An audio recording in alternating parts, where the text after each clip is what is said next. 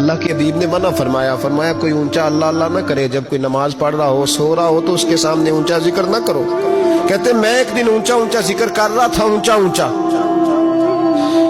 اونچا میں ذکر کر رہا تھا، کیونکہ عشق لگا سی کھیڈا کھیڈ دینوں تے مینوں کھیڈا بھول گئیاں، میں کجل پایا سی یار دے ویکھنے نوں، پھر او دی یاد وچ روندے آئی ڈل گئیاں، حیدر شاہ اس گلی کدے نہ رول دی، پر ہن تے رول گئیاں۔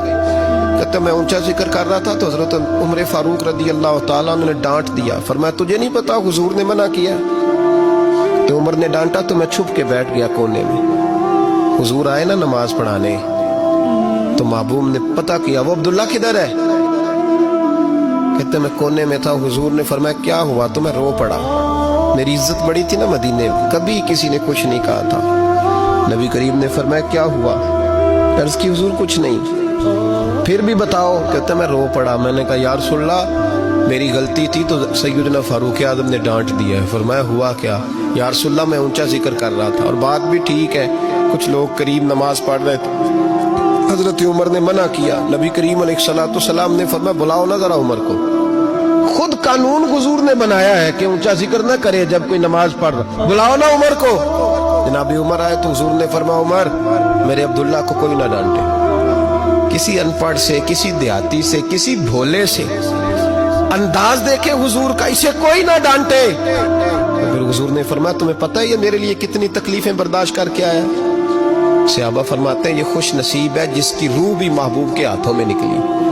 اور جب جنازہ اٹھا تو حضور کی داڑھی سے ہم نے آنسوؤں کے قطرے ٹپکتے دیکھے۔ مدینے میں رواج تھا کہ قبر میں قریبی عزیز اتارا کرتے تھے، پر ان کا تو مدینے میں رشتہ دار ہی کوئی نہیں تھا۔ حضرت عمر فاروق اور جناب ابو بکر صدیق کہنے لگے ہم قبر میں اتارتے۔ جب ان دونوں نے اٹھایا قبر میں گئے تو کہتے ہیں کمال دیکھو اللہ کے رسول ہم دونوں سے پہلے قبر میں اتر گئے، اور حضور نے یہ البدایہ والنہایہ میں موجود ہے، کہا مجھے دو میں قبر میں اتارتا ہوں۔ کہتے ہیں حضور نے تنے تنہا پکڑا، تنے تنہا قبر میں اتارا، پسے مردن فرشتوں نے جو تلاشی لی تو کیا نکلا؟ فقط ایک دل کے گوشے سے خیال مصطفیٰ نکلا۔ نبی کریم علیہ السلام نے قبر میں رکھا اور ساتھ فرمایا اے اللہ میں آج شام تک اس سے راضی تھا، تو بھی اپنے کرم سے اس سے راضی ہو جا۔